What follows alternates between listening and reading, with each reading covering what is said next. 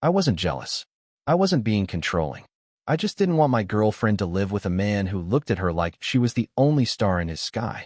But now they share an apartment and I'm the one sleeping alone. My name's Evan. I'm 27, software engineer, and up until 2 months ago, I thought I had a future with the love of my life, Kara. We met 3 years ago through mutual friends. She had this laugh that bubbled up from her chest and rolled into a room before she even stepped inside. She was warm, clever, unapologetically sarcastic. I fell fast. We clicked, but so did she with someone else. His name is Drew, and even saying his name tastes like metal in my mouth. He's her best friend. From high school. You know, the type inside jokes that don't include you, late-night FaceTimes while you're in bed 2 feet away, harmless sleepovers when they were drunk, and it was too late to Uber. I tried to trust it. I wanted to trust it. At first, I told myself I was being overly sensitive. Kara had always been honest. I had no reason to doubt her. But it was the way Drew looked at her that set my spine on fire. I saw it during her birthday party last year. We were in the middle of a toast, and I caught Drew staring not friendly, not familial, but hungry. A brother who sends you heart emojis at midnight? I kept my mouth shut. I didn't want to be that guy. The clingy, possessive boyfriend. But the tension kept building, and the signs piled up like dirty laundry we both pretended not to see. Once, I found a note in her bag folded in 4, a stupid doodle of a fox wearing glasses, an inside joke between them. And it said, if things were different.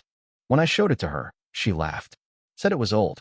Said Drew was dramatic and nostalgic, and don't read into it. And again I backed off. I wanted peace. I wanted to trust her. But it all blew up last February. Drew got evicted. His apartment lease ended abruptly when the landlord sold the building. He was scrambling to find a place, and guess who swooped in with a solution? My girlfriend. Just for a month or 2, she told me. He's got no family here. It's either this or he sleeps in his car. I said no. Flat out. I told her I wasn't comfortable with her living with him. I didn't shout. I didn't accuse. I simply laid it all out, my feelings, my boundaries, my concern. I told her I wouldn't tell her who she could or couldn't be friends with, but that living with Drew was crossing a line. She went silent for a beat, then said, "You're being insecure." And honestly, that's not attractive. That hit like a sucker punch. She didn't argue the facts, didn't validate how I felt, just labeled me unattractive for not being okay with my girlfriend playing house with a man who clearly wanted more than friendship. We fought. Not a screaming match, just cold, tension-icy words through clenched jaws. I slept on the couch. She slammed doors. A week passed like that. Then one morning she dropped the bomb. I'm moving out. I thought it was a joke at first. Then I saw the packed suitcase. The Uber waiting outside. The toothbrush missing from our bathroom. She moved in with Drew. Just like that. No apology. No compromise. Said she needed space to think, that I wasn't being fair, and she didn't want to feel policed in her own life. And now? It's been 6 weeks. I haven't heard from her. What I have heard through mutual friends and social media is that they're living together in some artsy downtown loft. Photos of them painting walls. Cooking together. One accidental selfie where he's shirtless and she's in one of his hoodies. Comments flooded with laughing emojis and inside jokes. And all I can think is, was I right all along? There's this one guy Maxwell was always part of our friend group, but mostly closer to Kara. He reached out to me a week ago, out of the blue. Said, "Hey man, I just wanted you to know I saw this coming." A lot of us did. Drew's been in love with her since they were 15. Max even said that at a party last year, Drew admitted, if Evan ever messes up, I'm next. But I never messed up. I never cheated. Never lied. Never raised my voice. I was loyal. I just said no to my girlfriend moving in with a man who clearly wanted her. And for that, I'm the one watching from the outside while they play pretend domestic bliss. Here's the twist though. Yesterday, Kara's sister, Allie, texted me. She and I were never close. But she said she wanted to clear something up. She sent me screenshots. Dozens. Texts between Kara and Drew from the past year. Messages where they called me boring. Where Kara admitted she was wondering if she settled too soon. Where Drew said, he's not the one, and you know it. One text even said, let's just do it. He'll freak out, but maybe that's what I need to see his true colors. My hands were shaking. It wasn't an accident. It wasn't a spontaneous, desperate move. It was planned. They manipulated me into reacting. then used my reaction as the excuse to cross a line they already wanted to cross. Now I sit here, 2 months later, wondering, was I really insecure? Or was I just being lied to the whole damn time? The screenshots from Allie haunted me. I sat there, phone glowing against the dimness of my apartment, each word digging deeper into the foundation of everything I thought I knew. I reread one message from Kara 3 times. Maybe if I push him hard enough, he'll show the ugly side. Then I won't feel guilty leaving. I hadn't shown an ugly side. I'd only told her how I felt. I'd only tried to protect what we had. But she wanted out. Not because of who I was, but because of what she'd already decided with Drew behind my back. That night, I couldn't sleep. I paced the floor. I went over every moment of our last few months together. How many of her smiles were real? How many conversations had she replayed for Drew later, laughing about me? I thought about deleting the texts. I didn't want them. Didn't want the proof. But a part of me, the part that still couldn't believe this was real, needed it. So I saved everything. Every screenshot. Every word. The next morning, I called out of work. I couldn't think straight, let alone debug code. I didn't even brush my teeth. I just sat there, slumped on the couch where I'd slept since the night she packed her bags, and stared at the photo of us on the wall. A trip to Big Sur. Her head on my shoulder. Our smiles like they belonged in a toothpaste commercial. Fake. Or maybe I was just the only real one in it. Around noon, Allie texted again. Are you okay? I didn't respond right away. Then I wrote, no, but thanks. She replied, do you want to talk? It was strange, getting comfort from Kara's own sister. But she was the only one reaching out. Everyone else had picked a side or gone silent. We met at a park near my apartment. She showed up in leggings and an oversized hoodie, her eyes downcast but determined. I didn't know how far it went, she said, hugging herself. But I always thought the way Kara talked about Drew was off. I asked her why she'd sent the screenshots. Because she crossed a line, Allie said. She's my sister, yeah, but what she did to you wasn't just messy, it was cruel. She manipulated you. And he let her. And I guess I just got sick of pretending it was okay. For a second, I wanted to cry. Not because of Kara, but because someone finally said it. Out loud. Allie stayed for 2 hours. We sat on a bench, sipping cheap coffee, and she told me things that made my stomach churn. Like how Drew used to comment on Kara's body, even when she was dating other guys. How he once bragged he'd never have to confess anything because she'd always come to him eventually. They think they're soulmates, she muttered, bitter. Like the universe is finally righting a wrong by putting them together. Even if it means tearing someone else apart. I asked. She just looked at me. They don't care. That night, I did something stupid. I opened Instagram. The first post I saw, a story from Kara. A boomerang of 2 wine glasses clinking. The caption, new beginnings with my best friend. And him leaning in with a smirk. Her head tilted toward his. She looked. Content. Or maybe just relieved. I should have logged out. Should have blocked her. But instead, I tapped through their story highlights. Home. Laughs. Late nights. Photos of their new place. A shelf with books. A couch I swear she and I picked out together when we were still planning to move. One image stopped me cold. A Polaroid, her in a hoodie, legs crossed. Drew standing behind her, brushing her hair away from her face. The way I used to do. And underneath it, the caption, couldn't have found my peace without you. Peace. Was that what this was to her? Abandoning me for the guy she swore was just a friend. That was peace. The rage was hot. I couldn't hold it anymore. I threw my phone across the room. It cracked against the floor, the screen splintering into spiderweb lines. For a few minutes, I just stood there, breathing hard, staring at it like it had betrayed me too. But after the anger drained out, all that remained was the ache. I missed her. Still. Even after all of this. Which made me hate myself even more. But that's not where it ends. 3 days later, I got a message request on Facebook. From a woman named Celine. Her profile picture was a selfie with a dog and the tag at @VetmomLife. The message read, hi, I hope this isn't too weird. I'm Drew's ex.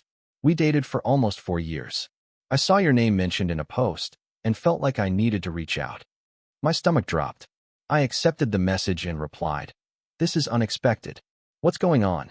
She replied almost immediately. I don't want to stir anything up, but I figured if I had something I would have wanted to know back then, maybe you do now. Drew's not who he pretends to be. I asked her to explain. She sent me a wall of text. How Drew cheated on her multiple times. How he gaslighted her into thinking she was paranoid. How he flirted with Kara while they were together and called it harmless. How she once found messages between him and Kara talking about how different things would be if timing worked out. But here's the kicker.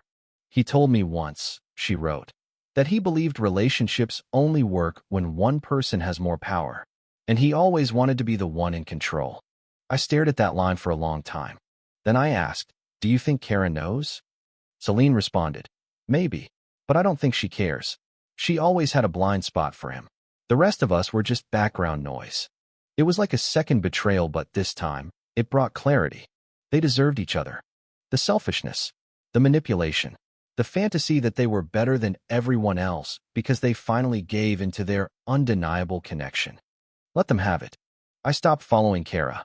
I finally deleted our old photos. I replaced the Big Sur picture on the wall with a blank canvas. I didn't know what I'd hang there yet, but it wouldn't be a lie. And I started running. Not metaphorically, physically, every morning. Just a few blocks at first, then more.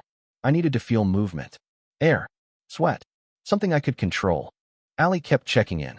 Celine and I even talked again once, over the phone. She was funny, sharp, said she was glad I was climbing out of the wreckage. Don't let them make you bitter, she told me. Be better. They don't deserve your darkness. She was right. So I wrote a letter.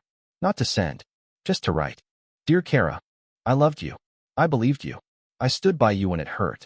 You said I was insecure, but what I was loyal, honest, vulnerable. You walked away not because I failed you, but because I saw too clearly. You didn't want honesty. You wanted permission.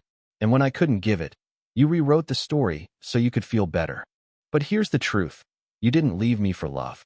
You left me for convenience. And I hope someday, when the shine wears off and the inside jokes fade, you realize what you gave up. But by then, I won't be here anymore. Evan. 2 weeks passed. I was still running every morning. Still checking in with Allie once in a while. Still trying not to check her profile. I deleted the app, but sometimes I'd type her name into the browser by muscle memory. I never hit enter. Just hovered. Then one Sunday afternoon, I saw her. Not on a screen. In real life. I was in the grocery store, headphones in, trying to decide between oat milk and almond milk, when I heard her laugh. That laugh. The one I used to love hearing from across the apartment when I walked through the door. I froze. It took me 3 seconds to turn around. And there she was standing near the produce aisle, holding a bunch of kale and chatting with some guy I didn't recognize. He wasn't Drew. He was older, bearded, dressed like he worked in marketing and played pickleball on weekends. She hadn't seen me yet, but my body reacted like it had been hit. My chest tightened. My stomach turned to gravel. My hand clenched around the milk carton so tightly the cap popped open. She turned. Her eyes met mine. For a moment, neither of us moved.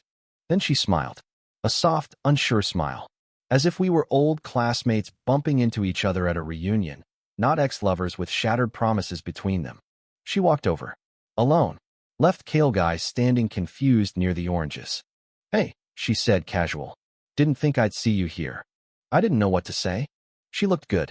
I hated that I noticed. Her hair was longer. There were faint freckles across her cheeks. She wore no makeup, like she used to on Sundays when we made pancakes together and watched trash TV in bed. How have you been? She asked, as if the last 2 months had been a polite hiatus. I stared at her. My heart beat like a siren behind my ribs. I've been fine, I said slowly. Healing. Trying to make sense of things. She nodded like she understood, but I could see it. She didn't. Not really. I'm sorry about how things ended, she said. I needed space. I needed to figure things out. With Drew? I asked, my voice colder than I expected. Something flickered in her eyes. We're not together, she said. That stunned me. What?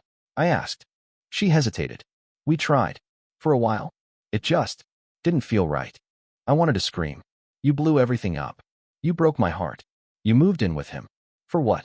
A 3-week trial period? She looked down. I know it looks bad. It doesn't look bad, I snapped. It is bad. People were watching. I didn't care. You didn't just leave me, I said. You made me question my sanity. You said I was insecure. You made me feel like the villain for not being okay with you playing house with a guy who'd been in love with you since high school. Her eyes welled up. I didn't know what I wanted. Then why the hell did you burn everything down? I thought you'd stop me, she whispered. I thought you'd fight for me. That you'd be mad enough to chase after me. I blinked. My mind stuttered. You wanted me to explode? She shrugged helplessly. I wanted to feel something. I thought maybe if you snapped, I'd finally know if it was love or just comfort. I thought if Drew and I lived together, it would clarify things. It clarified things, I said flatly. It showed me that you never valued me the way I valued you. She looked away. I was scared. So you tested me? I didn't mean to hurt you. But you did. Silence hung between us, thick as the hum of the fridges. I read the messages, I said suddenly. She stiffened. Allie sent them. I continued. The ones between you and Drew. The ones where you mocked me. The one where you said, if I push him hard enough, maybe he'll show his ugly side. Her hand flew to her mouth. She wasn't supposed to. She did, I interrupted. And thank God. Because for weeks I thought I was crazy. But now I know. You didn't fall into Drew's arms because of love. You fell because you planned it. You wanted me to fail. She said nothing, just swallowed hard. I stepped back. Don't worry. I'm not mad anymore. You're not. I shook my head. I'm disappointed. But I'm not mad. I finally see you for who you are. And weirdly, that's freeing. She wiped at her eyes. I'm sorry. Not enough? I said quietly. But I appreciate the effort. Then I turned and walked away. I didn't cry until I got home. But it wasn't the same grief. Not the sharp, broken kind that kept me up at night. It was a release. A full-body exhale. Later that week, I ran into Allie again. She was walking her dog, munching on a pretzel, and flagged me down. She told me you saw her, she said. I nodded. She's not with Drew anymore. Allie snorted. Didn't think that would last. Honestly, Drew's a parasite. Can't survive long without fresh worship. I laughed. For the first time in a while. She looked at me. You doing okay? I shrugged. Getting there. She tilted her head. You know, it's not just Kara who lost something. I raised an eyebrow. You were a good man, she said. You are a good man. And somewhere out there, there's someone who's going to be grateful for that instead of treating it like a trap. It hit me then how much I'd been waiting to hear those words. A week later, I donated the last of her books. I cleaned out the bathroom cabinet. I replaced the toothbrush holder. I bought new bed sheets. And for the first time, I stopped checking the door. She wasn't coming back. And I didn't want her to. 6 months passed. Fall slid into winter like a slow, quiet apology. My apartment felt different now, cleaner, lighter. I'd repainted the bedroom, moved the furniture, donated the last of the souvenirs from the relationship I used to think would last forever. The photo of us at Big Sur was gone, replaced by a framed poster of a quote I'd read in a grief book Allie lent me. When you finally learn that a person's behavior has more to do with their own internal struggle than it ever did with you, you heal. I didn't think I'd heal this much. I'd started therapy, weekly sessions, talked through the shame, the guilt, the confusion. My therapist, Jules, a quiet, perceptive woman in her 40s, helped me connect dots I didn't even know were there. Like how my need to fix things came from watching my dad apologize for my mom's rage for most of my childhood.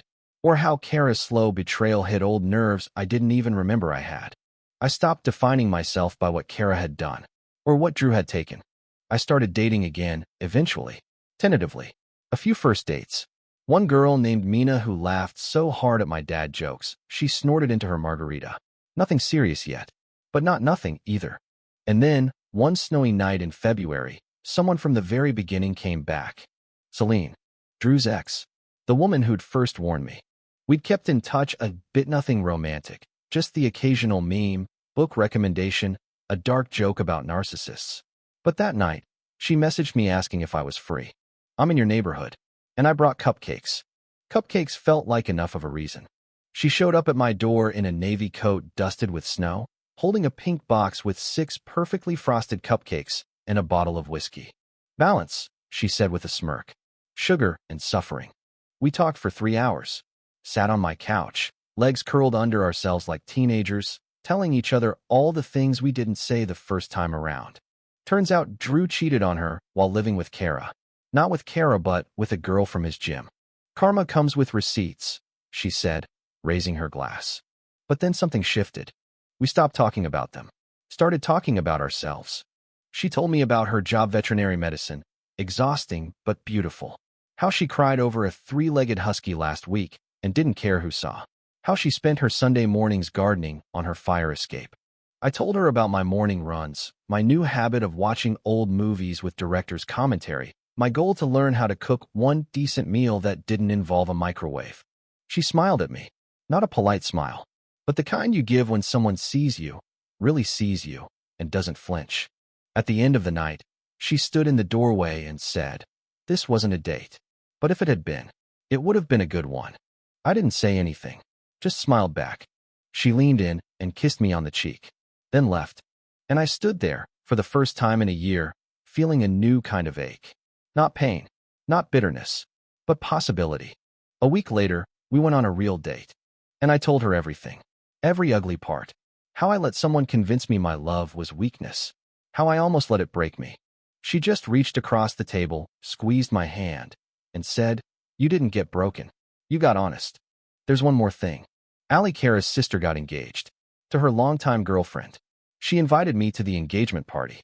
I almost didn't go, but she texted me, "Closure isn't about slamming the door. It's about walking through it on your own terms." So I went. I brought Celine. Kara was there. Of course she was. She wore a tight smile when she saw me. Her eyes lingered on Celine's hand in mine, but she didn't approach. We didn't talk. And that was the closure. Not a dramatic speech. Not a final confrontation. Just two people who once thought they'd orbit each other forever, now reduced to polite glances across a room. And me standing beside someone who knew what betrayal felt like and still chose to love again. I don't think I was ever insecure. I think I was intuitive. I think I saw the warning signs and dared to say them out loud. But next time, I won't waste time begging someone to choose me. Next time, I'll choose myself first. And maybe, just maybe, someone like Celine will be standing there when I do. Evan.